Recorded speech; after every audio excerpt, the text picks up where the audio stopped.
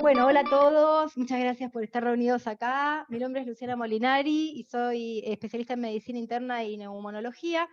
Y la idea de encontrarnos hoy... ¿Me escuchan bien? Sí, Perfecto. sí.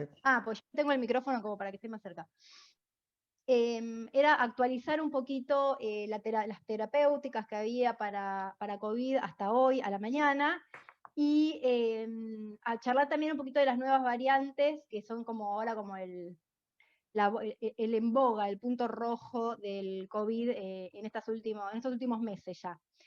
Entonces, para empezar a hablar un poquito de los linajes virales y entender qué son, todos sabemos que el coronavirus es un virus que ingresa en la célula humana y utiliza la maquinaria celular para multiplicarse, para reproducirse, y para eso utiliza una RNA transcriptasa, que es la que realiza dentro de la célula la copia del nuevo individuo.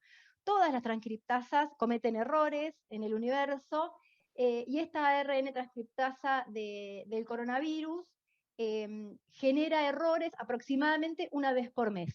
Este error, que en realidad es el error en la lectura de una base genómica, genera una mutación. Pero muchas de esas mutaciones son mutaciones silenciosas, se dice, que no alteran finalmente el aminoácido, por lo tanto pasan desapercibidas, pero algunas de estas fallas en la lectura sí son no silenciosas, cambian la estructura del aminoácido y por lo tanto podrían cambiar funcionalmente al virus. Nosotros sabemos que este virus tiene un árbol genealógico que empieza en Wuhan en el 2019 con lo que se llama un clado mayor, que sería como el tronco del árbol genealógico, pero sabemos que ha ido rápidamente mutando y progresando en ese árbol genealógico, y nos fijamos que aproximadamente en los primeros 3 o 4 meses de la historia del virus, este era todo su árbol genealógico. Cada una de estas ramas es un clado mayor, y con sucesivas mutaciones se van subdividiendo en distintos clados, y cuando una mutación le es favorablemente evolutiva al virus, va a ser la que después se va a seguir reproduciendo en las sucesivas infecciones en humanos. Entonces, cuando una mutación es lo suficientemente favorecedora para evolutivamente sobrevivir, se transforma en un linaje, ¿sí? Y estos linajes son los que estamos conociendo, sobre todo desde que apareció lo que se llama cepa del Reino Unido, que son mutaciones que son muy favorecedoras y que hacen que se puedan transmitir incluso entre países. Pero para que nos quede claro, bueno, ya vimos lo que es una mutación, que la mutación esto es un cambio en la base genómica del virus.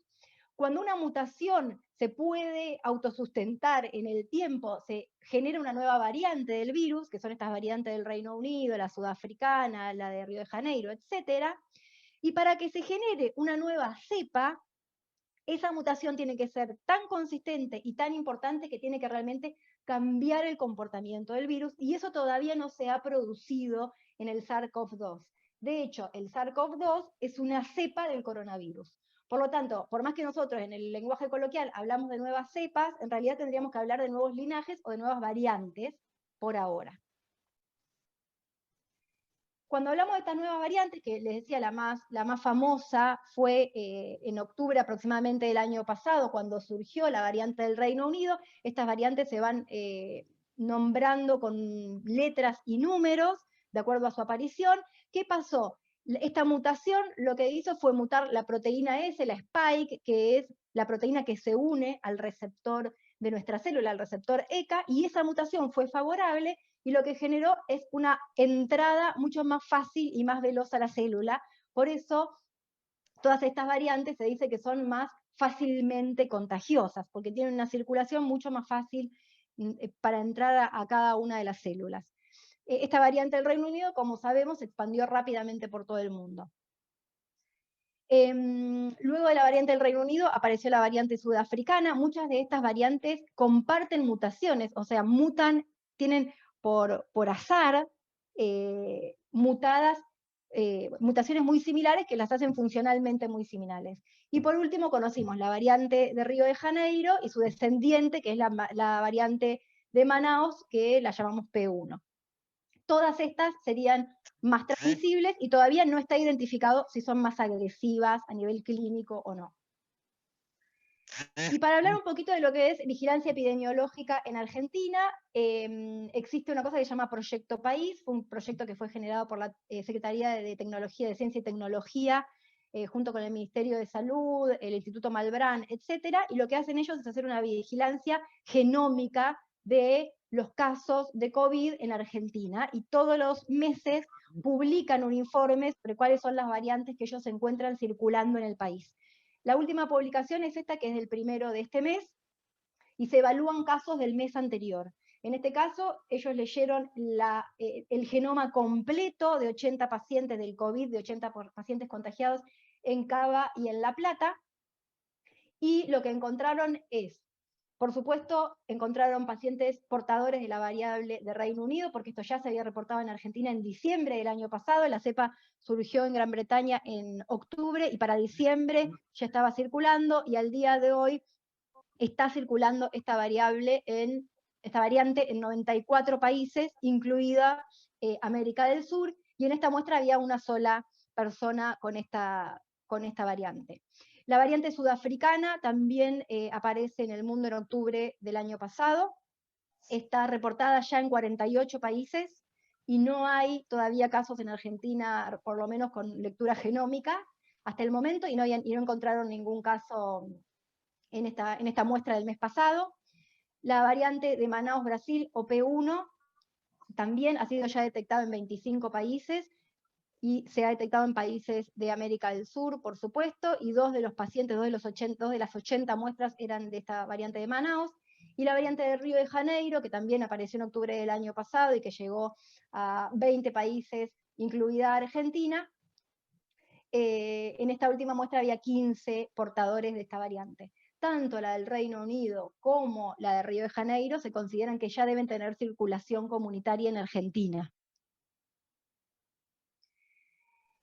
Y cuando escuchamos de la transmisibilidad, de la mayor transmisibilidad de estas variantes, etcétera, de lo fácil que se contagian, obviamente que esto implica que cuantos más pacientes contagiados tengamos, mayor chance tiene el virus de generar nuevas mutaciones, tal vez más problemáticas que las que conocemos, y por eso es tan importante las medidas de control, de cuidado individual y grupal, ¿sí? Estas nuevas variantes lo que están generando es mucha mayor exigencia y presión sobre los sistemas de salud por la velocidad de contagio y por el número de contagios, y por supuesto una mucho mayor cantidad de muertes.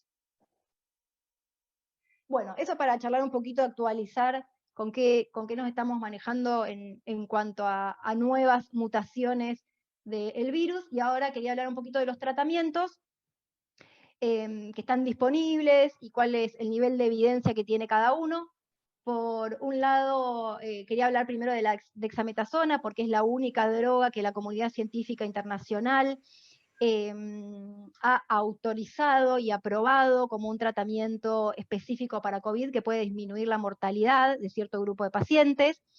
Si bien hubo muchísimos estudios con dexametasona, el último y el que terminó de posicionarla como una medicación segura y eficaz fue el trabajo de New England Journal of Medicine de este año.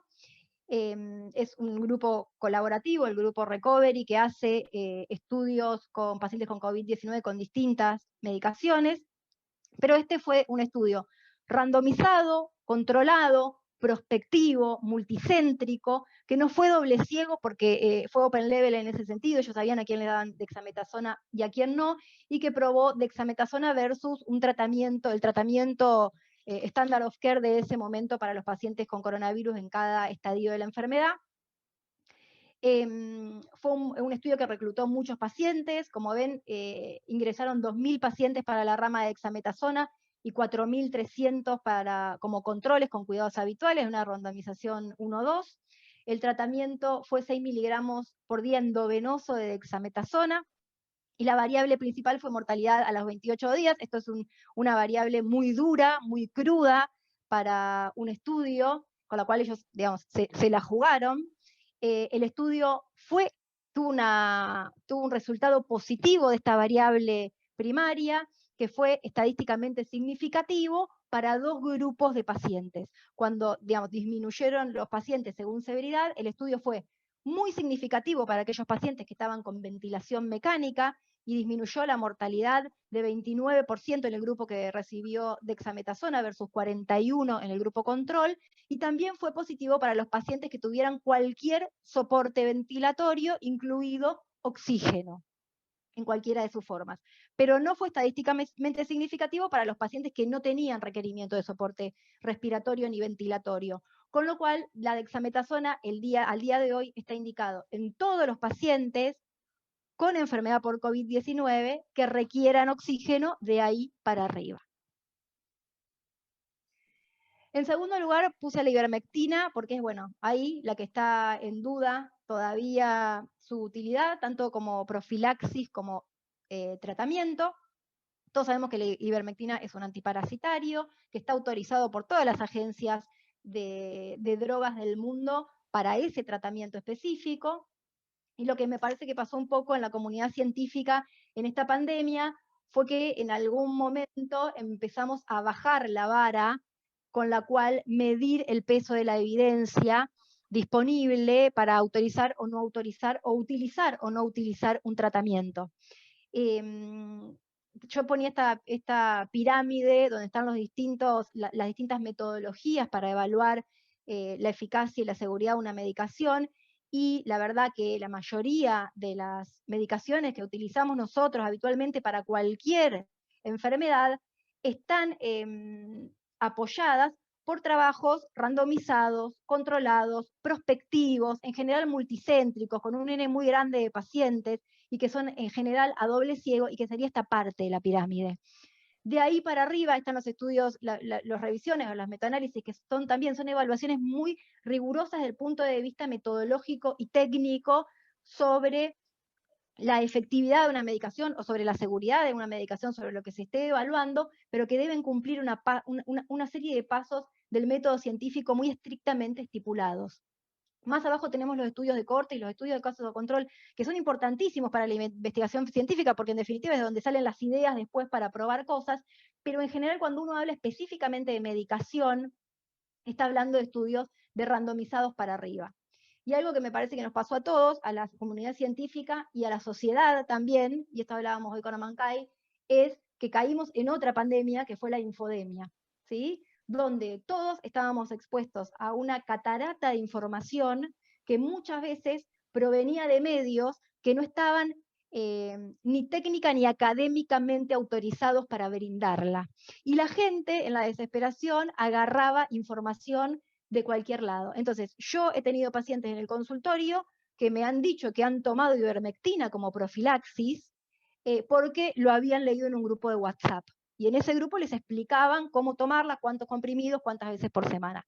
Con lo cual, el grupo de WhatsApp de los vecinos tenía tanta autoridad para indicar una medicación como el médico clínico o como una guía internacional. En el medio de eso me parece que cayó digamos, a la que peor le fue la ivermectina, tal vez porque era de muy fácil acceso y de muy fácil toma. En cuanto a esto, la Organización Panamericana de la Salud publica todos los meses un sumario de toda la evidencia científica disponible en tratamiento de COVID. Es cortito, es muy fácil de leer. Ellos presentan todo con este tipo de cuadros. Entonces, acá arriba nosotros vemos cómo evalúan ellos la evidencia. Uy, me autotapé. Pero si ven las barritas de arriba, lo que aparece en verde es aquello que tiene, desde el punto de vista metodológico, una alta o moderada nivel de certeza, y al costadito están los que tienen un bajo nivel de certeza. Para abajo, amarillo significa que no ha demostrado tener ningún efecto, rojo que ha tenido un efecto perjudicial, y en gris, aquellos que han tenido un efecto incierto, que estaría todavía como en evaluación. Como vemos en el cuadro, por ahora, el único que tiene el cuadrito verde, o sea que esto tiene un grado moderado a alto de certeza, es los corticoides, y en este caso sería la dexametasona, en cuanto a mejorar mortalidad y mejorar progresión, disminuir la progresión a ventilación mecánica invasiva, y el tocilizumab, que después vamos a hablar un poquito de cuáles fueron los resultados. Pero si vamos a ver a la ivermectina, que sería el segundo, por abajo de la hidroxicloroquina, la ivermectina todavía está todo en gris, ¿sí? El efecto todavía es incierto en los pacientes que tienen COVID. Y lo que dice la Organización Panamericana de la Salud es que si bien se han hecho más de 26 estudios randomizados, controlados, multicéntricos, solamente 10 de estos estudios han logrado tener algún resultado clínicamente importante, o sea, que varíe un poco la evolución de la enfermedad, y que realmente todos estos estudios, cuando se estudian metodológicamente, tienen muy bajo nivel metodológico, y que por lo tanto faltan nuevos estudios que puedan reforzar esta idea del beneficio de la ivermectina. Acá tuvimos un gran problema en la Argentina con la ivermectina. El Ministerio de Salud de Nación nunca se expidió sobre esta droga como tratamiento del COVID. ANMAT nunca la autorizó como tratamiento del COVID, pero algunos ministerios provinciales, como Misiones, Salta, Tucumán, Corrientes y La Pampa, y los quiero mandar al frente a todos, autorizaron esta medicación, no solo como profilaxis, sino como tratamiento, en distintas dosis, en las dosis que a ellos les pareció que estaban bien, y hemos escuchado funcionarios de estas provincias que justifican el uso en sus localidades con términos como a nosotros nos funciona muy bien, ¿sí? Y eso en términos de una comunicación científica es vergonzoso. Pero una de cal y una de arena, hubo provincias como la provincia de Neuquén, que reporta habitualmente recomendaciones de su comité de salud para el tratamiento del COVID, que hace análisis sistemático de la bibliografía disponible y que ha publicado este año su sugerencia tanto en profilaxis como en tratamiento, haciendo una lectura donde encuentran que toda la evidencia es de muy baja certeza metodológica, y por lo tanto ellos recomiendan no usar esta droga hasta que no surjan nuevas publicaciones, tanto en profilaxis como en tratamiento, y hacen una mención que a mí me parece muy importante, porque en muchos lugares se utilizó esta medicación como una medicación le dicen compasivo, uso compasivo, y las medicaciones usadas como uso compasivo en general, se utilizan cuando uno no tiene estudios científicos ongoing que estén probando esa droga. Es como, bueno, esto es tan raro, hay tan pocos casos, no tenemos muchos estudios, entonces en este paciente que es tan raro, yo me juego a usar una medicación que no está autorizada por ANMAT.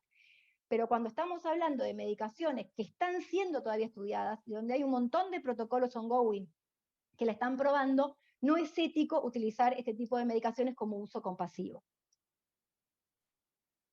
Les quería recomendar un lugar, un sitio web que se llama Salud con Lupa, que ellos también están todo el tiempo actualizando la evidencia para todos los tratamientos que están disponibles para COVID, así que la verdad que es un sitio muy piola para estar como en el día a día de qué está autorizado, qué no, para qué está autorizado, dosis, etc.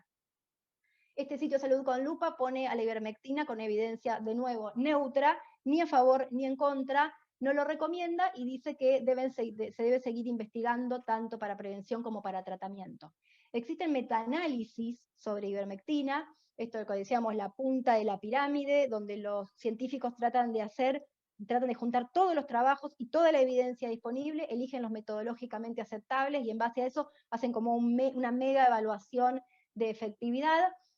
Y de nuevo, cuando quieren analizar los estudios desde el punto de vista de un metaanálisis, la confianza metodológica es críticamente baja, por lo tanto, la conclusión que saca el metaanálisis es muy difícil de evaluar, digamos, es muy difícil de creerles, porque los trabajos sobre los cuales se basan son metodológicamente muy, muy débiles.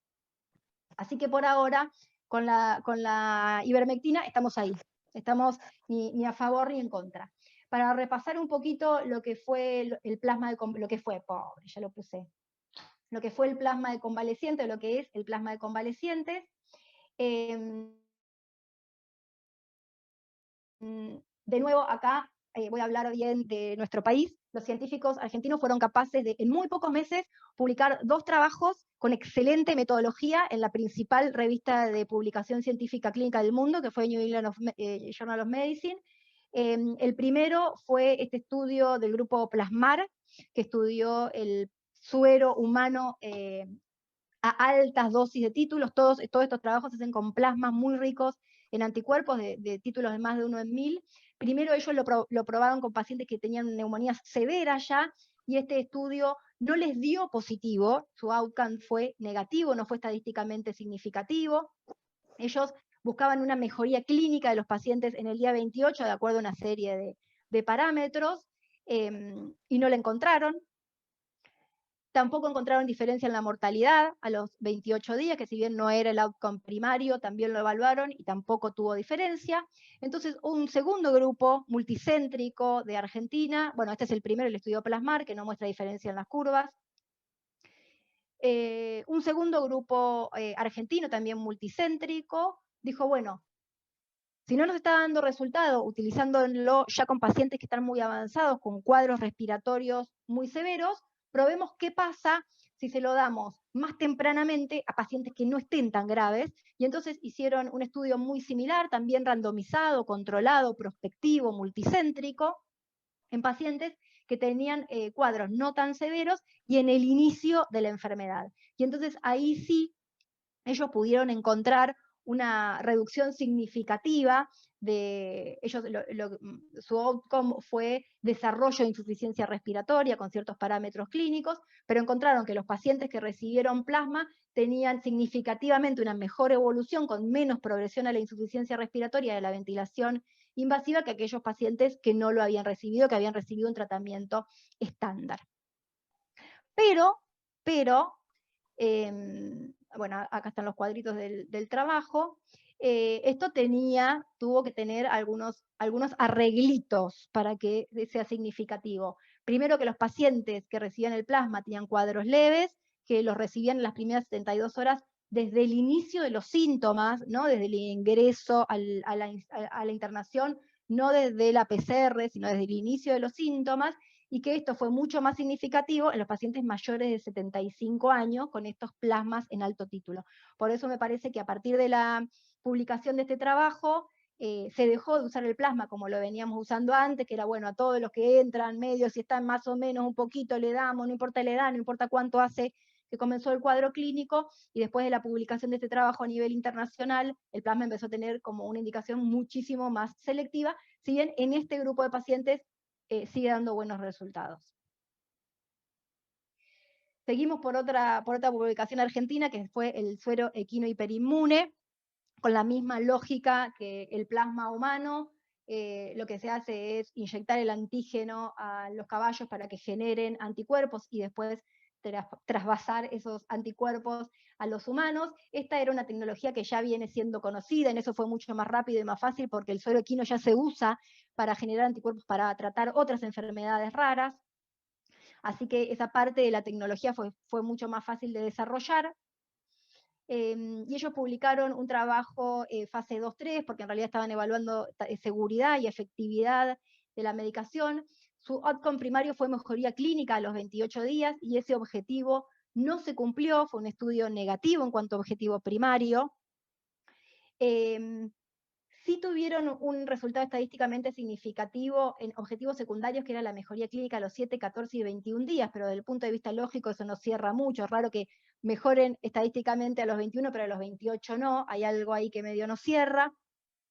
Tampoco otro de los outcomes secundarios era mortalidad, no fue estadísticamente significativo, pero hubo una tendencia a menor mortalidad en el grupo que recibió el suero equino hiperinmune.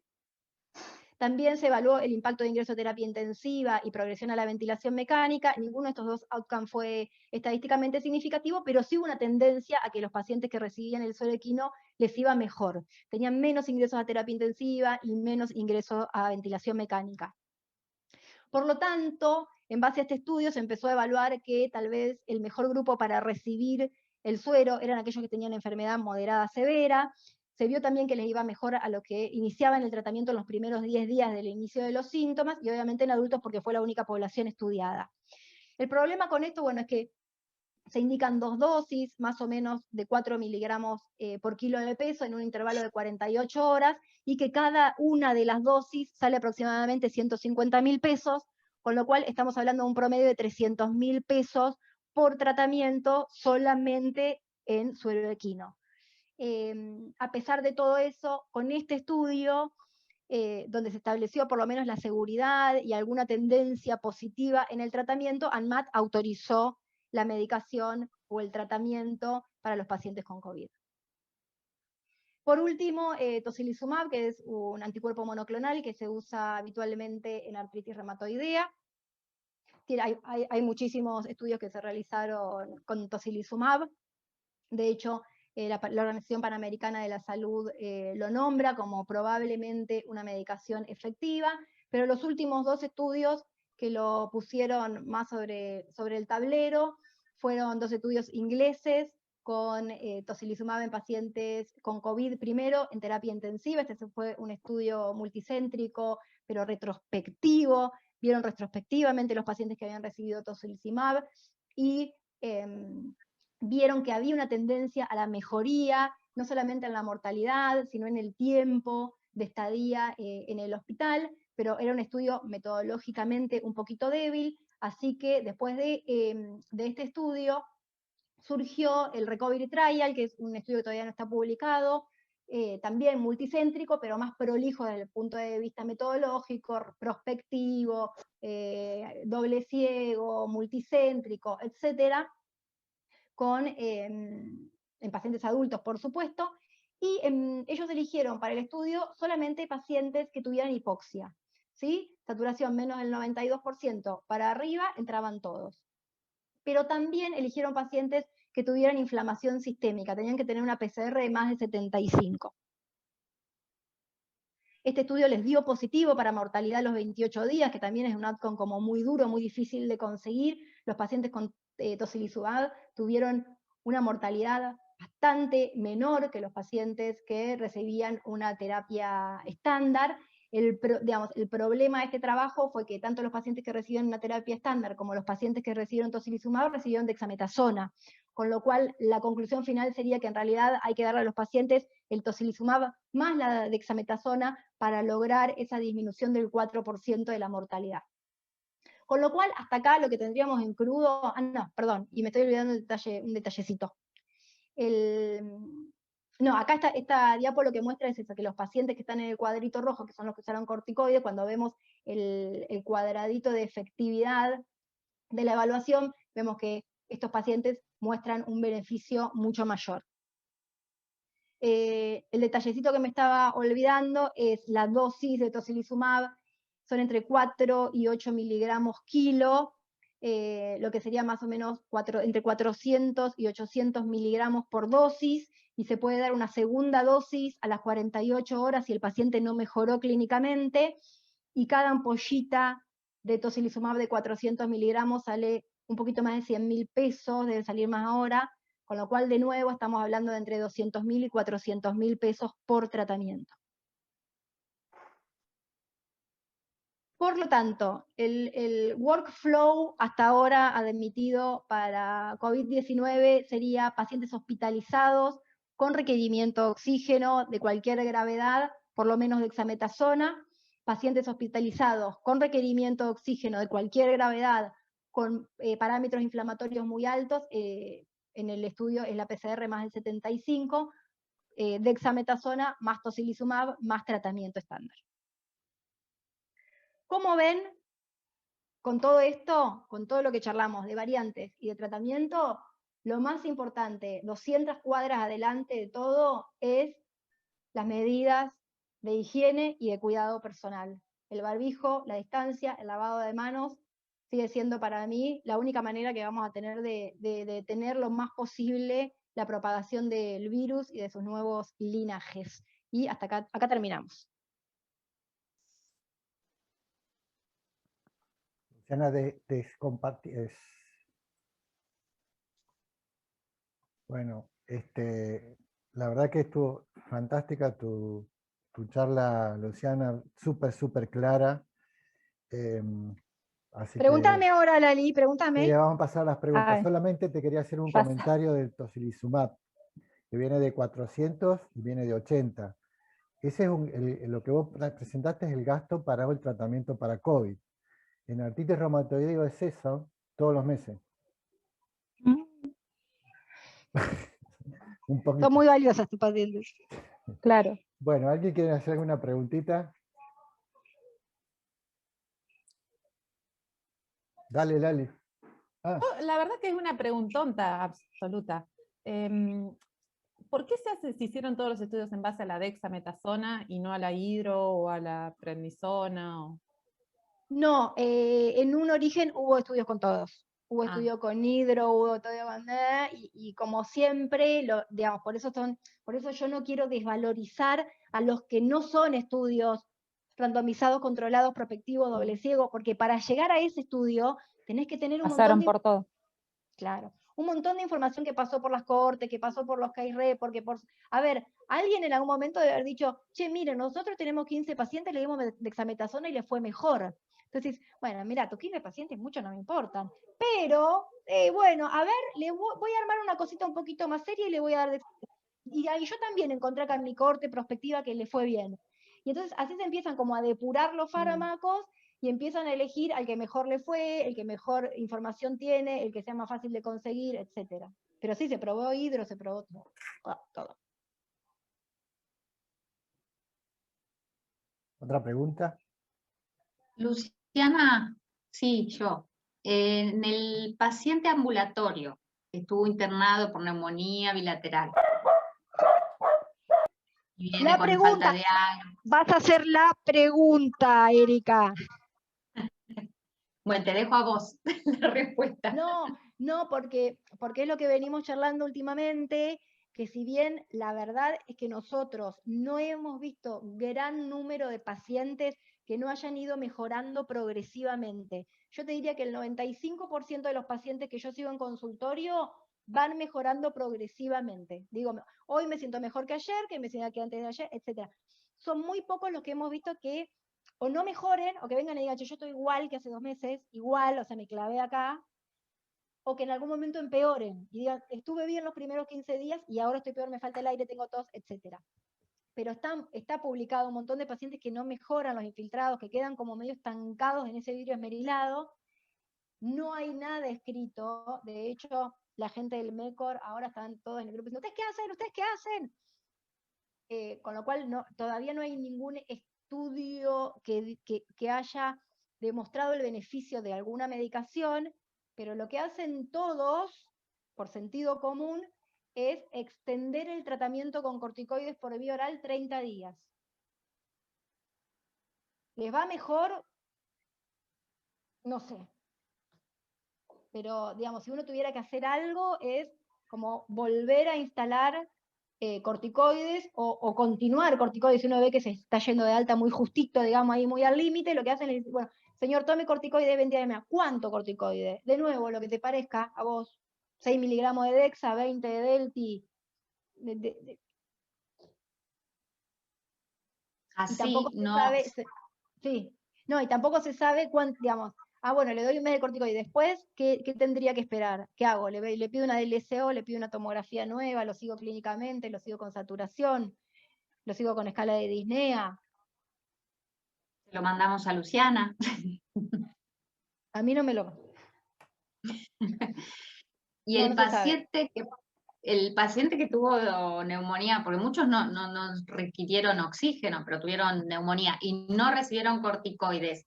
Si vienen a control, siguen con esa sensación de falta de aire, pero nada, la ocultación, ahí no le damos corticoides. Mira, yo creo que en esto, Eri, es como la clínica es soberana y es todo artesanal, y me parece que ahí va a ser paciente a paciente según tu nariz clínica. Viste, si vos decís, no, mira, yo lo veo bien, se está recuperando una neumonía, no le veo mayor complicación, lo puedo seguir, tiene pauta de alarma, etcétera, lo esperás.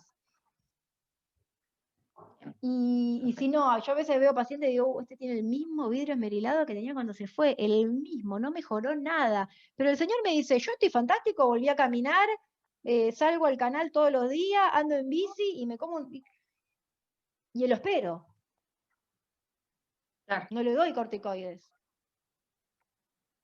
Y en esos casos el budesonide inhalado, ni fu ni fa tampoco. No.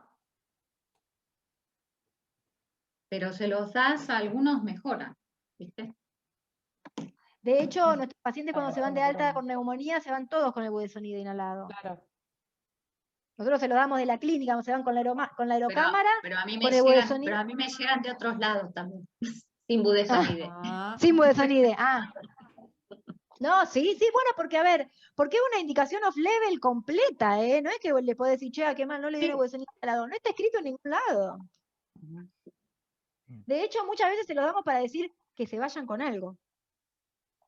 Sino que tirarlo. Porque si no es como, bueno, señor, vaya, y que no, vaya yendo. ¿Pero estás segura, doctora? Sí. Bien. Adri, ¿qué? No, yo te iba a preguntar si yo en un grupo de diabetólogos leí algo sobre actividad física precoz en la rehabilitación del COVID. ¿Vos los mandás a hacer actividad física ni bien en qué momento del alta? Yo los mando a hacer actividad física según sus posibilidades. También a ojo clínico, o sea, si hacía desde antes, que reinserte lo más posible. Y si lo que hacía era salir a hacer las compras, que salga a hacer las compras. Bien. Juan, ¿querías preguntar algo? Para la tos persistente. ¿Cómo? La tos persistente. Los pacientes con tos persistentes que están con COVID. ¿Qué utilizas? ¿Antitoxígenos comunes? La verdad que no he visto, para ver la cantidad de neumonías que vemos y la cantidad de controles, no he visto pacientes tosedores crónicos, así como ahora viene a control, seguro que viene tosiendo. No, los pacientes en general vienen más cansados, asténicos, deprimidos, etcétera, que con tos. Con tos viene uno de vez en cuando. Sí, antitusivos comunes. Con debilidad muscular y sarcopenia también. Sí, pero mucho más me canso que me falta el aire.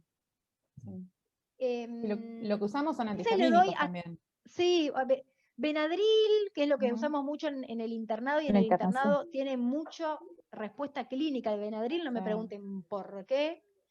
Y en el ambulatorio, chicos, hasta a veces le doy hasta a tos, como tómese este jarabito. De la abejita. Luciana. Sí, porque son toses fáciles de manejar, no son tos, no he tenido tos refractaria. Un comentario y una pregunta. El comentario que yo he recibido por lo menos 2 o 3 pacientes para estudiar con síntomas poliarticulares después de COVID, y la verdad que lo he estudiado y nada, ¿no? Como si se comporta como si fuera una artritis reactiva cero negativa. Y lo otro que te quería preguntar es esta revisión que hiciste, porque tuve algunas consultas, fue por el ibuprofeno inhalado. Inhalado. No lo consideré serio como para ser digno de revisación. Bueno, pero es cordobés. No, no, pero acá en Roca se estuvo usando. Sí, lo mismo que la hidroxicloroquina. No, eso está lo mismo fuera que la hidroxicloroquina, que a nosotras porque nos agarró como en una furia tormentística que no teníamos tiempo en ir al baño. Entonces, no. Pero ahora, en retrospectiva, cuando vos ves los estudios de hidroxicloroquina, son una vergüenza, chicos. O sea, no, son una vergüenza. El estudio, sí, no, teníamos 40 pacientes, le dimos a todos hidroxicloroquina, 16 se fueron porque no la querían tomar, pero a los otros les fue de bien. Sí, pero no, ¿contra qué lo contaron? No, pero le fue bien, a eso le fue bien. No, pero esto es impublicable. Pero bueno, era la pandemia, era un quilombo, queríamos encontrar algo. Esos estudios de hidroxicloroquina, inclusive los con acitromicina, todos fueron de febrero, marzo, por ahí, y en abril cayeron.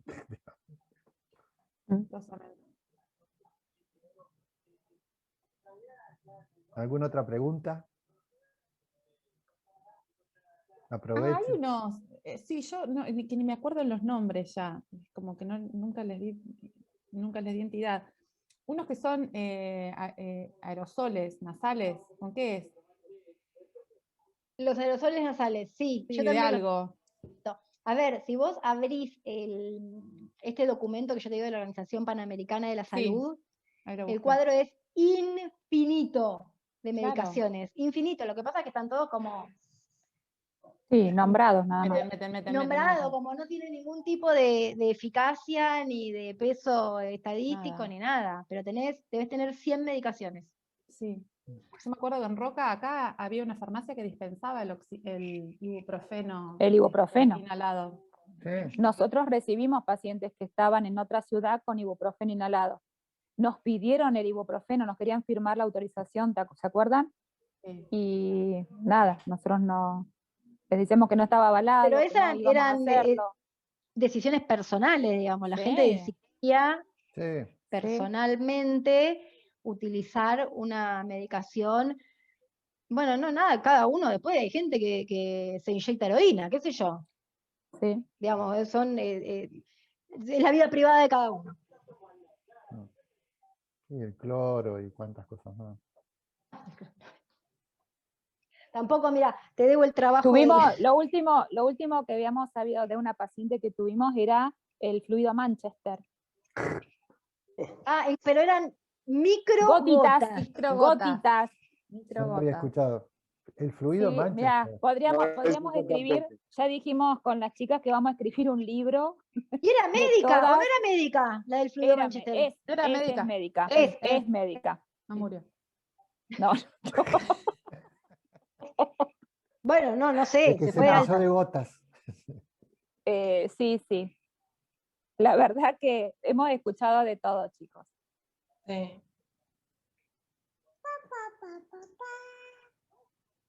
Anda un niño por ahí. Ese es Milo. Es Milo. Ay, perdón. No. Mira. Encima le encanta cuando habla Luciana, porque se quedó tranquilito todo el Ateneo, ¿eh? Listo, Luciana canta para Milo ahora. Perdón. Ahora me De 10 a silencio. 11. De 10 a 11 tengo un... Bueno, chicos, si no hay más preguntas. Nada. No, nos excelente, llevamos- Lu, como sí, siempre. excelente, Re Luciana. claro. Buenísimo. Gracias, chicas. Excelente. Gracias, muchas gracias. Perfecto. Muy bueno. Chau, Será subida a YouTube a la página de la clínica. Perfecto. Genial. Gracias. Cuídense. Gracias. Chau. Chao, Chao. chao.